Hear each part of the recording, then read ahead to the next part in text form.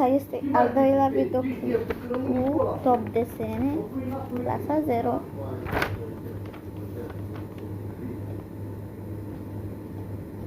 Mai avem aceasta, care, da, și ea este foarte grea a fost să fac când eram mică.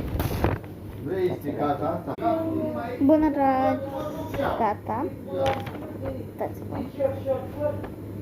Asta. Uitați-vă, asta e colorată. Și asta e. ia mare, nu când vine, Asta mai este. da, mai vine o poză. La Angel. Dar nu asta, băi. Scuzați-mă că vorbesc.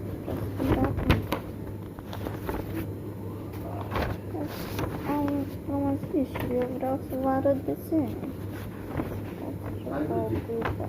Rocail. Da. Asta place. Cam atât avem. Cât v-am arătat. Și în videoclipul celălalt. Nice. Avem să vă arăt.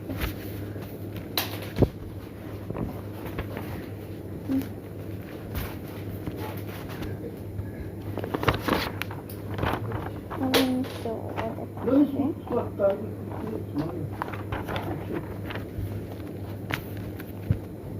Păi rămâne gaură, nu, după aia merg pe asta.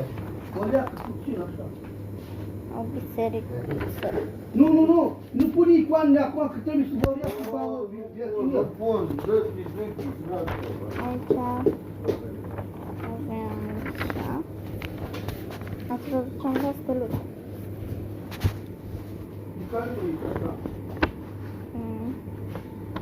Mi se pare că ăsta... da, Adam și Eva.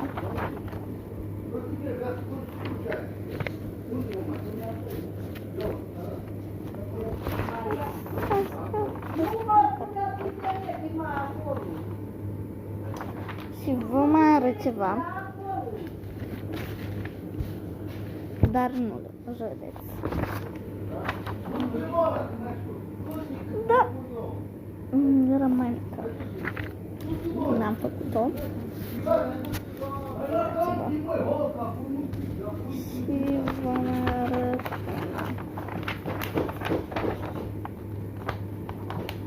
una. Cam atât a fost. O să vă mai arăt și în videoclipul următor. Pa, pa!